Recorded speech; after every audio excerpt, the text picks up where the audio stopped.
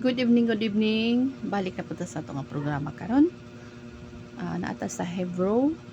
Uh, Hebrew chapter 4. Hebrew chapter 3 verse 7. O Hebrew chapter 4 verse 1 to 13. Kumbisahon ha. Ang title niya kay nag-ingon dire. Pahulay alang sa katawhan sa Dios.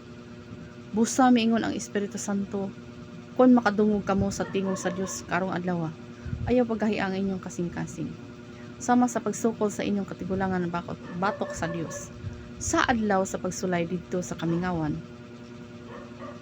Didto gitintal o gisulayan nila ako bisan kun nakita nila ang akong gibuhat sulod sa 40 ka tuig. Busa nasuko ako ni adtong mga tawhana. Umingon ako, kanunay silang nagdumili. Wala gayud sila makakaton sa akong mga paagi. Napungot ako og nanumpa, dili gayud sila makasulod. Sa yuta diin ihatag ko unta kanila ang kapahulayan. Miingon mga igsuon, pagbantay kamo nga wala usa kaninyo nga magbaton og daotan og dili matinuohon nga kasing-kasing.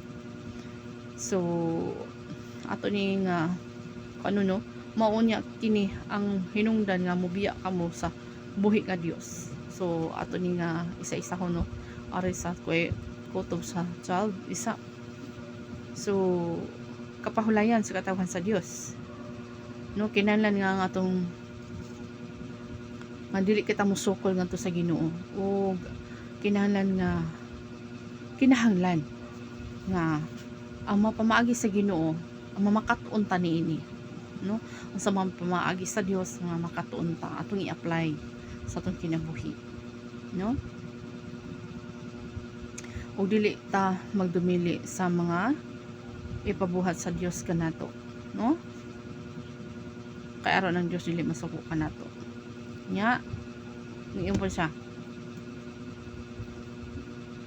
katong mga Israelites napungot ang Ginoo ni ato sila ha. So makikita man sila sa kagamahanan ng Ginoo sa milagroso tanang mga milagro, no?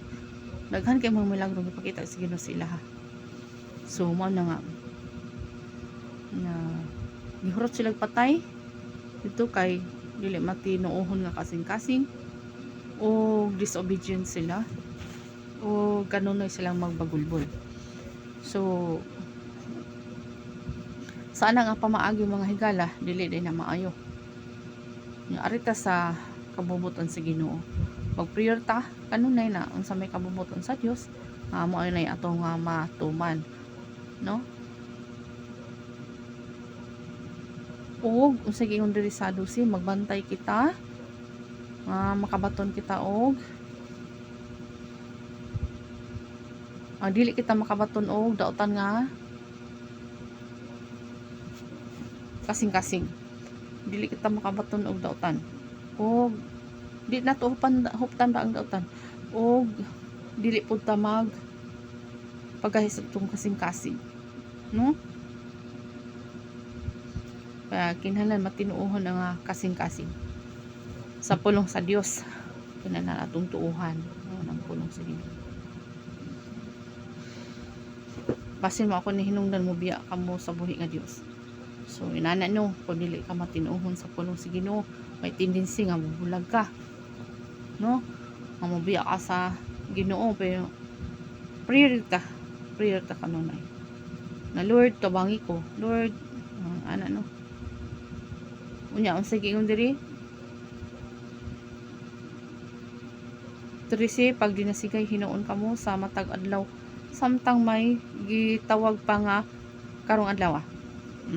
Sige ingon nga magdinasigay hinuon, no?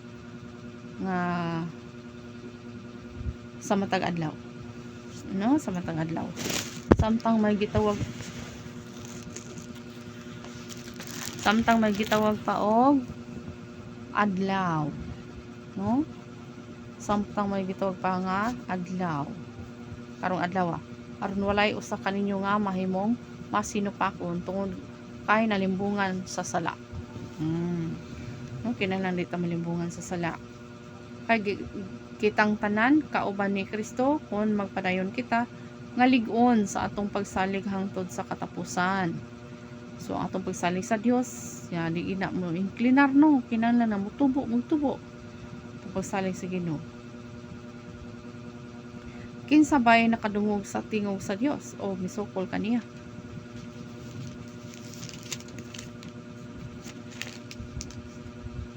Ang tanan nga gipanguluhan ni Moses sa pagula sa Ehipto, kinsa may gikapungtan sa Dios sulod sa 40 ka tuig. Ang nakasala nga nangamatay dito sa dapit nga awaaw sa pagpanumpa sa Dios nga dili gayud sila makasulod sa yuta, diin ihatag unta niya kanila ang kapahulayang kinsa may iyang gipasabot. Ang misukol kaniya busa nakita nato nga wala sila makasulod kay wala man sila motuo. So wala sila nituo sa nagpadala, wala sila nituo sa nagsulti. Paing gisulti ni Moses subok dos Ginoo. Ang nahibilin ra nato gikan sa 19 paubos mo tinhabilin, no? Pero 20 pataas patay gyud bilin is kami nga wala. Busa samtang nagpadayon ang saad sa Dios nga makasulod kita aron makaangkon sa iyang pahulay, magmatngon kita nga walay usa ka nato nga mapakyas sa pagdawat ni anang maong kapahulayan, no? Di kita mapakyas makadawat kita, no? Agig tabang sa Ginoo. Kay sama kanila nakadungog kita sa maayong balita apan wala magpulos ang mensahe nga nadungog nila tungod kay wala man sila mutuo niini. Busa kita nga nagtuo nakadawat sa kapahulayan nga gisaad sa Dios. Sumala sa iyang giingon, napungot ako og nanumpa nga dili gayud sila makasulod sa yuta, diin ihatag ko unta kanila ang kapahulayan. Gisulti kini niya bisan kon nahuman na niya ang tanan sukad pa sa pagbuhat sa kalibutan, kay diha sa kasulatan gihisgutan ang ikapitong adlaw mao pa mipahulay ang Dios gikan sa tanan niyang buhat sa ikapitong adlaw. Gihisgutan usab kini niya sa iyang pag-ingon, dili gayud sila makasulod sa yuta, diin ihatag ko kanila ang kapahulayan. Kadtong unang nakadungog sa mga balita, wala makasulod sa makaangkon sa kapahulayan sa Dios tungod kay wala man sila mutuo.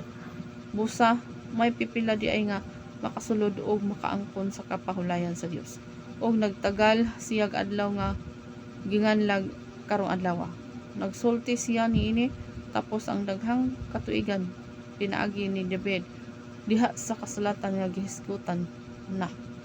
Kung makadungog kamo sa tingog sa Dios karong adlaw, ayaw paghahiang inyong kasing-kasing. So di gid pahagihion ang kasing-kasing, no, makadungog sa pulong sa Ginoo. Kay kun nakahatag pa kanilag pahulay si dili na unta ang Dios maghisgot sa lahi ug lain pa nga adlaw. Busa dunay adlaw sa pahulay alang sa pagkatawan sa Dios, kay bisag kinsa nga makadawat sa kapahulayan nga gisaad sa Dios, mopahulay siya sa iyang mga buhat sama nga mipahulay ang Dios. Busa maninguha kita sa pag-angkon sa gisaad nga kapahulayan aron walay usa ka nato nga mapakyas sama sa nahitabo kanila tungod sa ilang pagkamasupilot. Kay ang pulong sa Dios buhi og maabdik og mas hait pa kaysa bisan unsang espada nga duhay sulab. Modulot kini hangtod sa kinahiladman sa kalag ug sa espiritu hangtod sa dapit diin nag-abot ang lutahan ug ang kauyukan. nag-usisa kini sa mga tinguha sa una-una sa kasing-kasing tataw. Walay butang nga matago gikan sa Dios. Ang tanan dayag o makita sa iyang mga mata o kitang tanan maghatag kaniyag husay sa atong sa atong binuhatan. So, ana no na sa kabilang buhay na tay reward. Na tay reward nga modawat niini nga basta kay na ay daghang reward nga sibo sad sa imong nabuhat. Ana no. Kay di man pud kariwaran kun wala kay nabuhat. So naa kay nabuhat. Okay. So ana lang nga sa atong kinabuhi ning kalibutan na walay laing kadangpan, walay laing walay lain nga atong kaduulan ang dili si Jesus Christ lang. O sa atong mga kinabuhi, atong pamilya, ito yan na to sa Ginoo aron magkinabuhi nga usay, hapsay o matinuohon nga kasing-kasing. So magpalig-on lang kita sa pulong sa Ginoo sa ingon ni anak nga magkinabuhi ta nga uyon sa kabubuton sa Dios. So ana lang, God bless.